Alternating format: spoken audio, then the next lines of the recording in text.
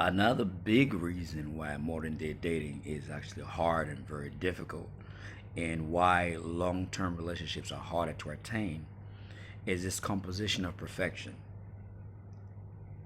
The composition of perfection. And this has been developed widely and built upon predominantly in online groups, women's online groups. So they get online and they craft what a man should be, what a relationship should be. It's almost akin to imagine you're about to start a job and there's a company that you know is hiring, a big company, it's reputable, and you go, but before you start, you formulate on how when you start, when you go get interviewed, how the manager is going to talk to you, how he's going to dress, how he's going to smile to you, because you feel like even though you're going for that job, you are worthy of the things that you're requesting of. So you formulate this idea of how he'll pull your chair, he'll interview you, and they're going to hire you on the spot. And when you start, how the staff going to treat you. You create a template of their expectations for how before you get hired, how they're going to treat you. But remember, you're going for this job, right? So they need to hire you. You have a systematic template and methodical thing that you thought through, and you've emotionally attached yourself to that template, the composition of perfection.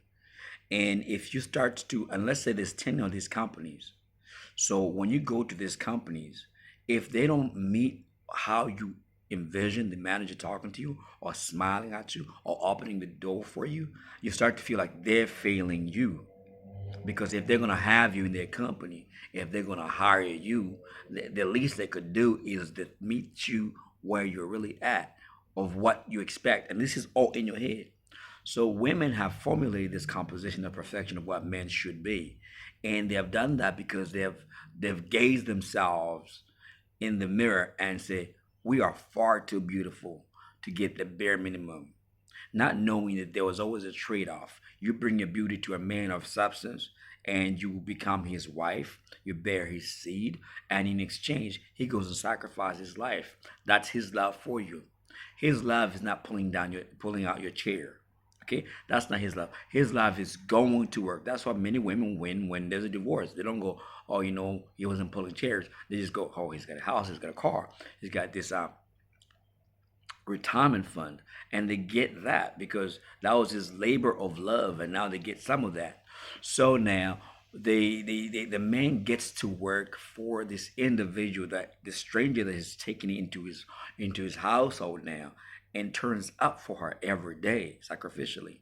So that was the value exchange. You bring your youthfulness, your beauty, and you trade it in. But they're saying before we even get to to marriage, which is the hiring part, where the man decides you're worthy of marriage, they show up to this company. I didn't like the way that manager didn't smile at me, so therefore I won't go in. They're calling you in, and you're ready for the second interview. You decline. So now you cut that. You scratch that company off. Okay, you go to the next company, and they do all the things that you expected, but you didn't like the way the manager was wearing a certain cologne that didn't meet the way you felt about him.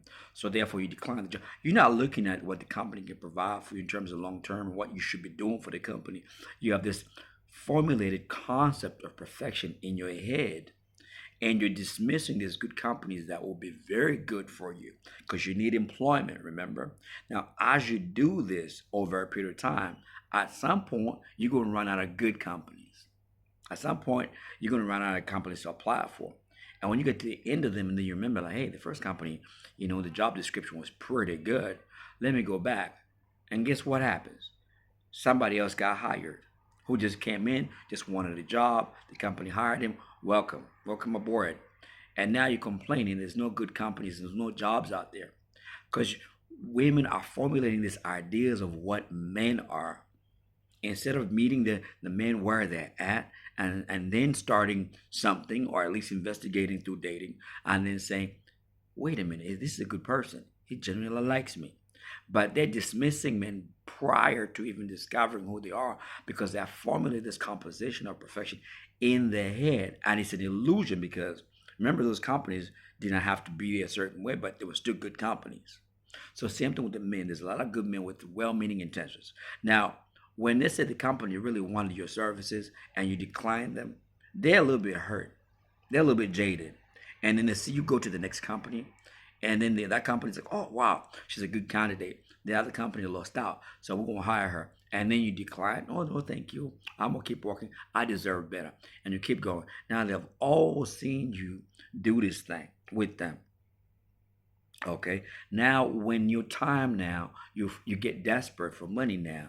Now you're like, okay, I want somebody to hire me, and you start to shame them. You might use word like equality and diversity, non-inclusive, and they're like, no, no, no, no, no. You had value then. You had skill sets we wanted from you then. Now, clearly, those skill sets you need to be trained, and you cannot be trained because you've aged out. You're not malleable anymore. So women are getting undone because they belong to groups that formulate that value, that template, and they take that to men and say, meet me here. And the man says, this is who I am. I can love you. I can go on back for you.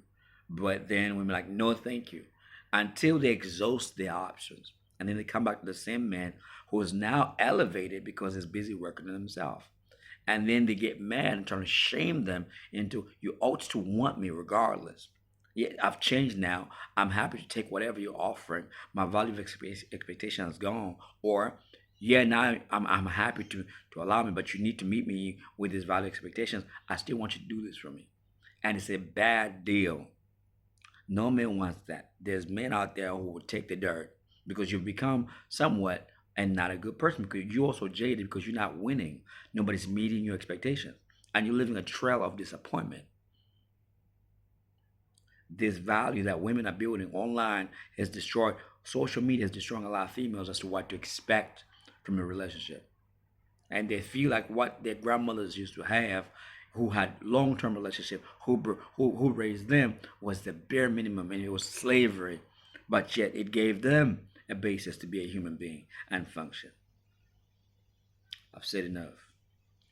Peace, love, and blessing.